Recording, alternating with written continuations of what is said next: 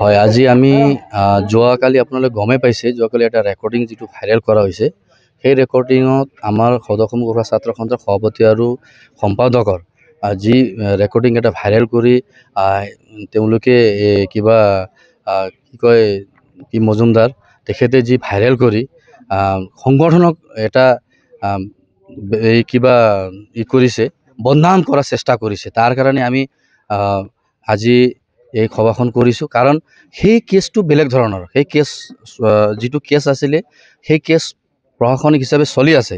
কিন্তু যোৱাকালি তেখেতে যি ধৰণৰ ৰেকৰ্ডিংটো কিবা আমাৰ চেনেলত বজোৱা আমি দেখা পালোঁ, যে কি আধাৰত তেখেতে কৰিলে, এইটো একদম একেবাৰে ভিত্তিহীন, ইয়াত কোনো ধৰণৰ নাই। আৰু আমাৰ ছাত্ৰ সন্থা যি সভাপতি আৰু সম্পাদক আছে, তেখেতৰ কোনো ইয়াত ভুল নাই। তেখেতেহে এপ্ৰ'চিং কৰি আছে, ফচাবলৈ চেষ্টা কৰি আছে। গতিকে তেনেকুৱা ব্যক্তিয়ে কি কৰি আছে, তাৰমানে দুটা জনগোষ্ঠীক এটা বেয়া এটা ৰাস্তাত লৈ যোৱা আমি দেখা পাই আছোঁ। গতিকে আমি প্ৰশাসনক দাবী জনাইছোঁ, এনেকুৱা ব্যক্তিক যাতে কৰায়ত্ব কৰি শাস্তি দিব লাগে। কাৰণ এনেকুৱা ব্যক্তিয়ে কালিৰ দিনত জনগোষ্ঠীৰ মাজত ব্যাঘাত পেলাব আৰু জনগোষ্ঠীৰ মাজত বেয়া এটা প্ৰভাৱ পেলোৱা আমি গম পাইছোঁ। তাৰ কাৰণে আমাৰ জনসাধাৰণক আমি জনাইছোঁ যে সকলোৱে শান্তিভাৱে থাকিব লাগে। কাৰণ আমাৰ জনসাধাৰণে উত্তেজিত হৈ আছে, কিয়নো আমাৰ ছাত্ৰ সংগঠনৰ যদি ৰেকৰ্ডিং ভাইৰেল কৰে, এইটোতো অতি দুখৰ কথা। তেখেতৰ ভুলেই নাই, কিন্তু মানুহটোৱে এপ্ৰ'চিং কৰি কি কৰিব খুজিছে, তাৰমানে এটা কৰিব খুজিছে, যিটো কেছটো চলি আছে, যিটো ল'ৰা আৰু ছোৱালীৰ কেছ আছে, তাত হেম্পাৰিং টেম্পাৰিং কৰি সেই কেছক দবাব বিচাৰি আছে। তাৰমানে তেনেকুৱা এটা ৰেপ কৰা কেছো তেওঁলোকে দবাব বিচাৰি আছে। তেনেকুৱা মানুহ শাস্তি দিব লাগে। আৰু তেওঁৰ হৈ কথা কোৱাটো অতি লজ্জাজনক মই ভাবোঁ। বেলেগে তেওঁৰ হৈ কথা কোৱা লজ্জাজনক। গতিকে সেই ব্যক্তিক বিহিত ব্যৱস্থা ল'ব লাগে। আমি সদৌ অসম গোৰ্খা ছাত্ৰ সন্থা ওদালগুৰি জিলা সমিতিৰ তৰফৰ পৰা আমি দাবী জনাইছোঁ।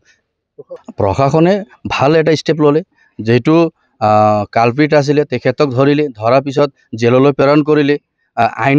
আইনৰ যিটো ব্যৱস্থা আছে, আইনৰ ব্যৱস্থা মতে তেওঁ শাস্তি পাব। আমাক তাত ক'বলৈ একো নাই, যি শাস্তি পাব লাগে তেওঁ পাবই। গতিকে তাৰ পিছদিনা যিটো নিউজত ভাইৰেল কৰিলে, আমি কেৱল মাত্ৰ যিটো ভাইৰেল কৰে তাৰ বিষয়ে কৈ আছোঁ। তেনেকুৱা ব্যক্তিয়ে জনগোষ্ঠীৰ মাজত ব্যাঘাত জন্মোৱাৰ চেষ্টা কৰিছে। তেনেকুৱা ব্যক্তি কিন্তু ব্যৱস্থা কৰা প্ৰশাসনে উচিত হয়।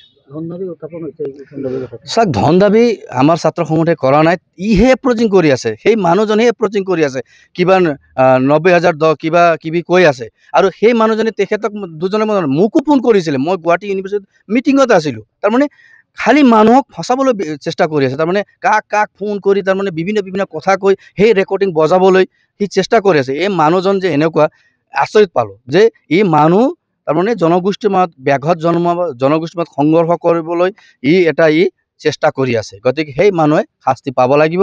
আৰু আমি প্ৰশাসনক দাবী জনাইছোঁ যাতে এনেকুৱা মানুহ বিহিত ব্যৱস্থা কৰে। আৰু আজি আমি তেওঁৰ বিৰুদ্ধে আমি এজাহাৰ দিবলৈ গৈ আছোঁ।